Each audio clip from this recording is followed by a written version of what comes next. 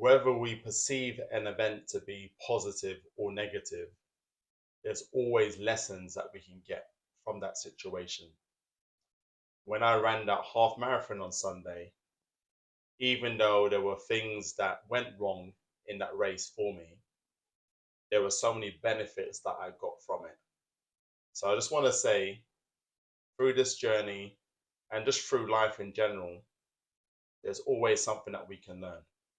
And the thing is, if we fail to take the lessons from situations, we will end up repeating our perceived mistakes. Very important to take the lessons.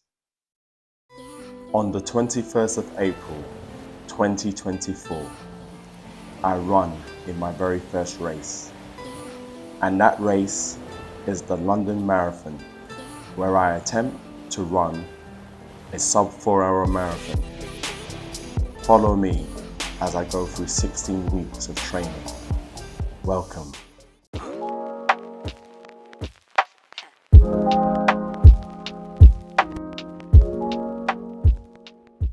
I'm feeling high.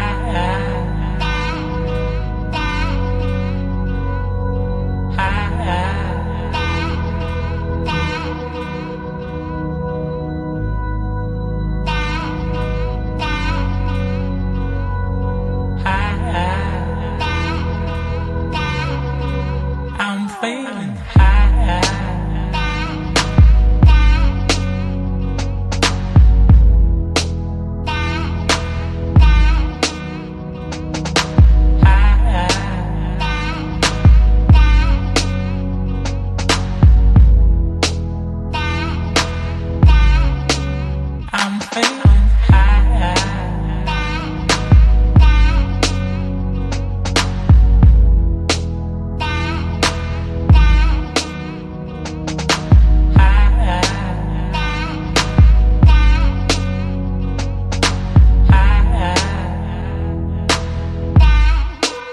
I'm feeling high.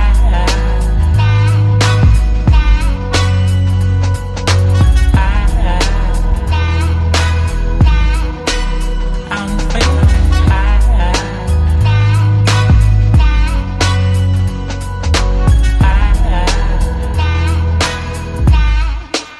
I'm feeling high.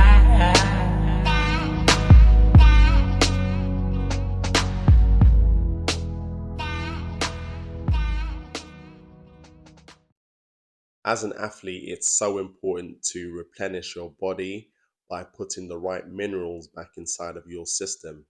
This is wildcrafted sea moss, which I spoke about in episode 1 or 2. So what I would simply do to prepare sea moss is to rinse it out and soak it for 24 hours. Then I would blend it and put it in a glass container, which will last between 3 to 4 weeks. And these are all the wonderful benefits that you get from sea moss. And it's really been a game changer. And I've been taking sea moss for the last 6 years.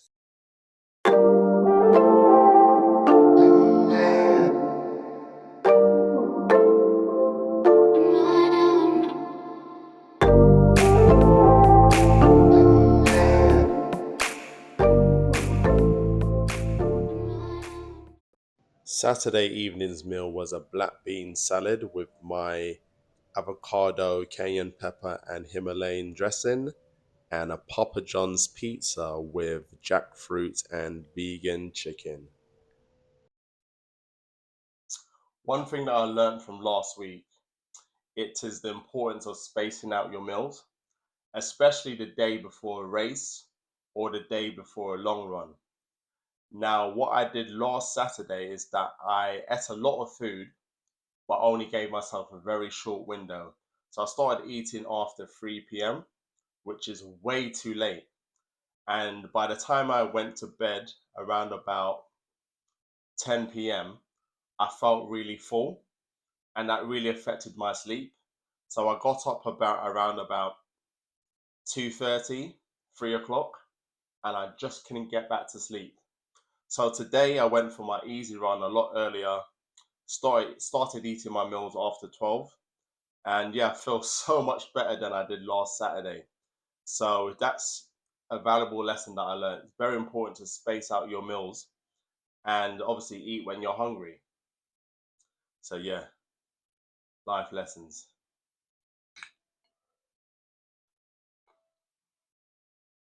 So today's long run will be 3 hours long. So for the first 2.5 hours, I'll be running at an easy pace. And then for the last half an hour, we'll be at marathon pace. And I'm going to be trying out some new socks from Danish Endurance.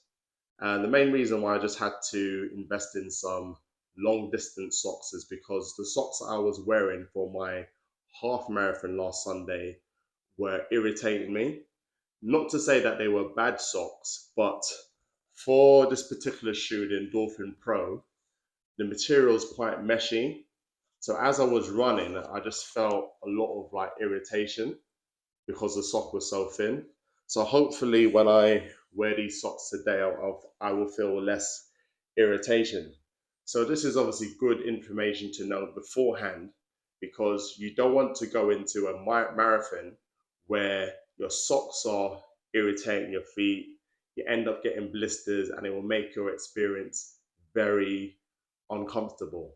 So yeah, so I'll find that all out. And also for the run, as I was saying last week now, I need to take more gels while I'm running. So instead of taking 2 gels per hour, I will be taking 3 gels per hour. So in total, I'll be carrying 9 gels with me. So yeah, better get this run done.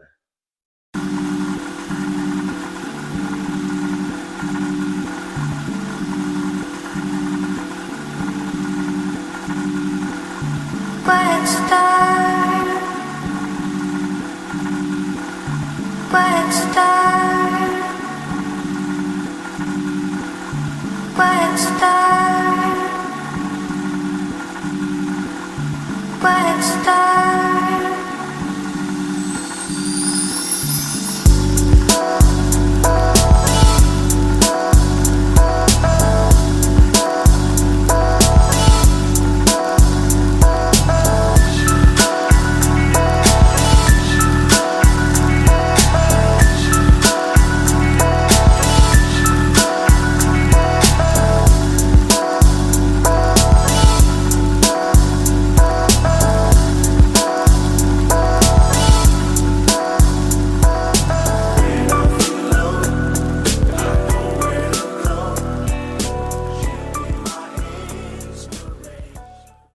So that's another week of marathon prep completed. As always, we've got to do a mileage check. In total, I've done 32 miles of running. The long run that I did today felt fantastic. And I can truly say, and I keep saying this now, the more consistent you are with something, the easier it becomes. So the first 2.5 hours at an easy pace just felt so easy to the point that I was running and it felt like I was running slower than what I was actually running. And what's so fantastic as well is that my heart rate is still staying below my maximum aerobic heart rate when I'm running easy, which is great. And the last half an hour where I was running at marathon pace felt good as well. So it just gives me confidence. And the clear strategy is going into the marathon is to start off nice and easy, not going out too fast. And then for the second half of the race, just, leaving enough fuel in the tank to stay consistent so that I can run under 4 hours. So that's the strategy. My shoes today felt really great because I've actually broken into them properly. What you don't want to do and what's always recommended, never go into a marathon wearing brand new shoes because when you get your shoes, they are quite stiff and it takes like you running several miles in them to kind of really break them in. And compared to last week when I did the half marathon, the shoes just felt so much poppier and it felt great. The only issue I have with the shoes, and that's with all running shoes in general, is that the toe boxes of all shoes are just so narrow. For the last 4 years, I've been wearing Vivo barefoot shoes where you have an open toe. So my toes are just used to the freedom of just being able to move my toes. But just having a shoe that where it's just so narrow, it's very annoying. But it's just something that I've got to deal with. But the shoes feel comfortable enough for me to run a marathon in them. So thank you once again for joining me for another week of marathon prep. Like, comment, and subscribe, and I'll see you next week. Peace.